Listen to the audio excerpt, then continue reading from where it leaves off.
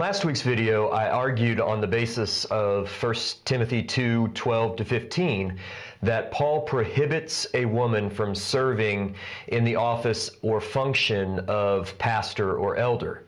Let me read you that passage again. In verse 12, Paul says, "I do not permit a woman to teach or to exercise authority over a man. Rather, she is to remain quiet. For Adam was formed first, then Eve, and Adam was not deceived, but the woman was deceived and became a transgressor. Yet she will be saved through childbearing, if they continue in faith and love and holiness with self-control." The specific question I was answering was whether that passage belongs in the same category as 1 Corinthians 11:2-16, in which Paul says that women should wear a head covering when they pray or prophesy in public worship. If you'll remember to 2 weeks ago, I argued that that instruction is a culturally situated application of a non-culturally situated principle. The principle is that women should dress modestly and as those under authority, whether the authority of their husbands if they're married or the authority of their fathers if they are not. How that modesty and authority is conveyed changes from culture to culture, but the principle remains.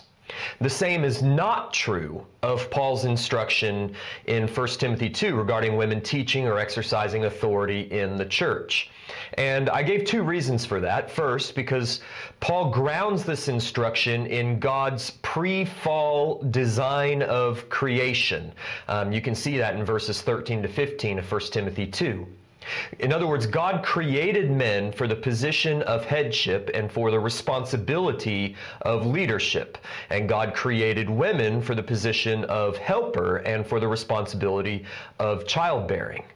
In other words, Paul's argument is, as it is in the home, so should it be in the church, which is the household of God. And then secondly, teaching and exercising authority are in a different category altogether from wearing head coverings. If the principle is that a woman should dress modestly as one under authority, it's evident that the standards of modesty and the signs of authority change from culture to culture. But teaching and exercising authority does not change from culture to culture. In every age, those are indispensable functions of leadership and of headship. A woman cannot submit to her husband and exercise authority over her husband at the same time. It's a contradiction in terms. Therefore, in no culture and in no age should a woman teach or exercise authority over a man within the church. Now, at the end of that video, I stated that I understand 1 Timothy 2:12 to be a prohibition against women serving as pastors or elders, since teaching and exercising authority are the 2 primary functions of elders, as is clear from the qualifications that immediately follow in 1 Timothy 3 regarding pastors or elders. Well, that prompted a follow-up question from one of our members. He asks this, referring to your latest Q&A, my question is this just for elders?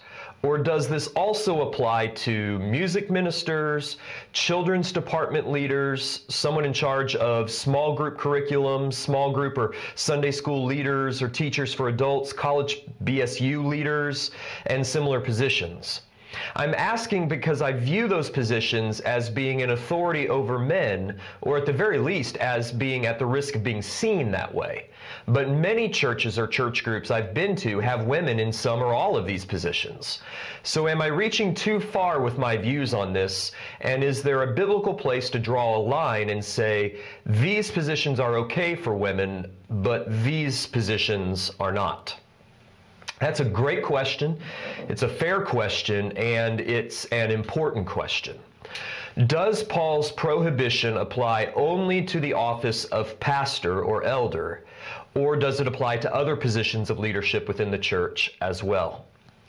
Well, I would say that 1 Timothy 2:12-15 expresses a general principle for the church.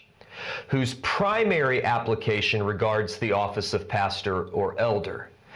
I think Paul's primarily and specifically has in mind a prohibition of women serving as pastors and elders.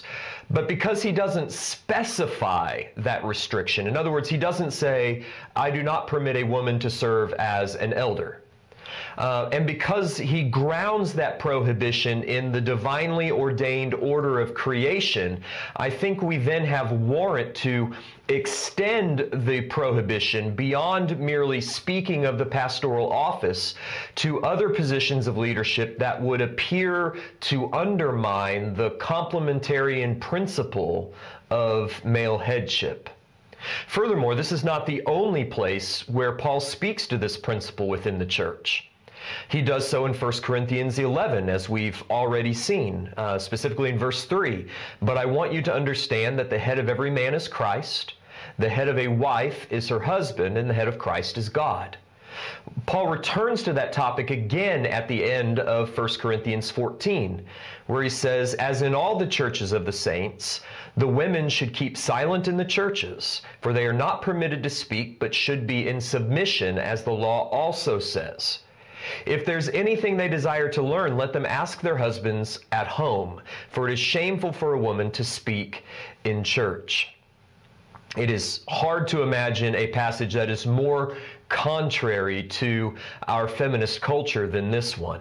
But again, the central principle is clear, and it's stated there in verse 34. A woman should be in submission. Whatever activity then would seem to undermine this in the eyes of the congregation is prohibited. How this submission is conveyed may change from culture to culture, but again, in no culture are the activities of teaching or exercising authority seen as an act of submission. So to the question at hand, does Paul's prohibition extend beyond the pastoral office to these other positions of leadership? The question asks about music ministers, children's department leaders, adult small group, Sunday school teachers, and college BSU directors. Well, I should probably mention that BSU, Baptist Student Union directors, I think they belong in a different category because a BSU is not a church, and Paul's instructions specifically deal with churches. That said, my own opinion is that the principle applies wherever the Bible is taught and spiritual authority is exercised, and those things are usually true in a Baptist Student Union. But as to these other positions within the church, I think context determines whether a woman can or cannot serve in these capacities. Does a music minister teach the word and exercise spiritual authority over men? In our church, he does. And I'm of the opinion that worship is a form of teaching. Therefore, I'm uncomfortable with the idea of a woman serving as a music minister. But what about a children's department leader? Do they teach men the word? Not usually. Do they exercise spiritual authority over men? No. Now, they may exercise a measure of authority over the policies and the procedures of that children's department as it pertains to the men who volunteer in those ministries, but I would not consider that a spiritual authority. So I have no problem with a woman serving as a children's department leader, even if there are men volunteering in the ministry that she leads. Furthermore, the children's department is not an autonomous ministry from the church itself. So this woman who serves as a children's department leader serves under the authority of her male pastors and elders. What about adult small group or Sunday school leaders? Well, again, context is determinative. Do those leaders teach the word and exercise spiritual authority over the men in their class? If so, then a woman should not serve in that capacity. Are there settings in which small group leaders do not teach or exercise spiritual authority? I suppose there are, particularly in those settings where the leader is more of a facilitator than a teacher. But again, I don't think that that really is the case in our church. So to answer the question, Paul's instructions in 1 Timothy 2:12 specifically regard the pastoral office, but the principle extends to the church as a whole. Any position in which the word is taught and spiritual authority is exercised, that is, authority to instruct, rebuke, exhort, correct, and so on, that position should be exercised by men only in accordance with God's creative design.